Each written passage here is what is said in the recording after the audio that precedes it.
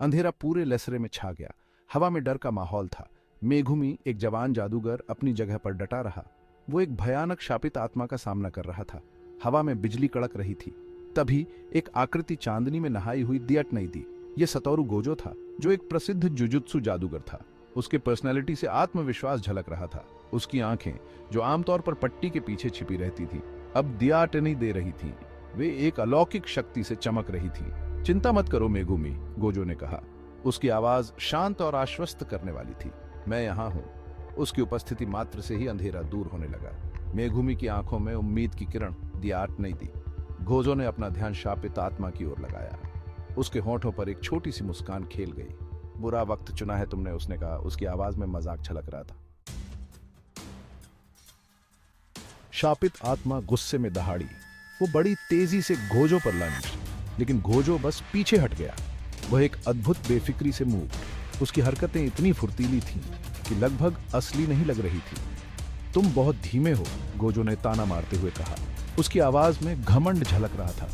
उसने अपना हाथ कैरेंगे, उसकी उंगलियां शापित ऊर्जा से चमक रही थीं। मैं तुम्हें दियाटनता हूं कि ये कैसे करते हैं। गोजो के हाथ से ऊर्जा का एक प्रवाह इमर्ज्ड। शापित आत्मा दीवार से टकरा गई। वह उठने के लिए संघर्ष कर रही थी। उसका शरीर दर्द से भर गया था। गोजो उसकी तरफ चला गया। उसके चेहरे पर कोई एक्सप्रेशन नहीं था। कुछ कहना है? गोजो ने पूछा। उसकी आवाज ठंडी और भावनाहीन थी। शापित आत्मा सिर्फ डर से ट्रेंबल सकती थी। गोजो ने एक बार फिर अपना हाथ कैरेंगे, तो मर जा। अपनी कलाई घुमाते हुए गोजो ने शापित आत्मा का नाश कर दिया। यह हवा में गायब हो गई। केवल शापित ऊर्जा का एक हल्का सा निशान पीछे छोड़ गई। गोजो ने अपना ध्यान मेघुमी की ओर लगाया। यही था क्या? गोजो ने पूछा। उसकी आवाज सामान्य थी। मेघुमी ने अपना सिर मूव दिया।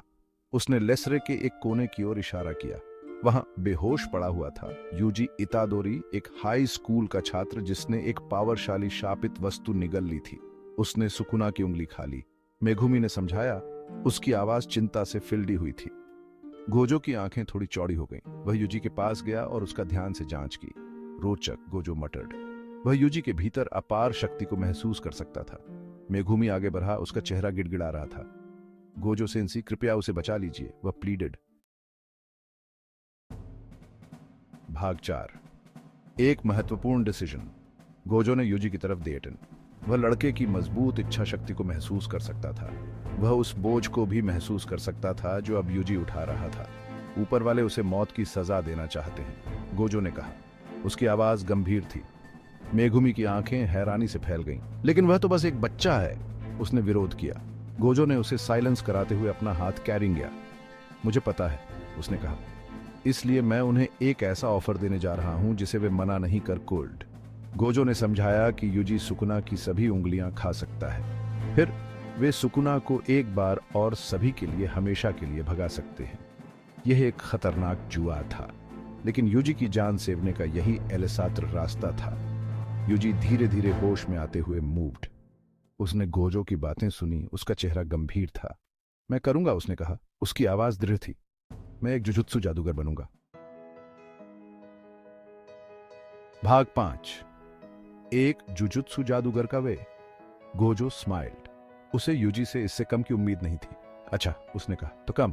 उसने यूजी के कंधे पर हाथ रीटन। मैं तुम्हें खुद प्रशिक्षित करूंगा। मेघुमी ने यूजी की तरफ प्रशंसा और चिंता के एक्सप्रेशन से दिएटन।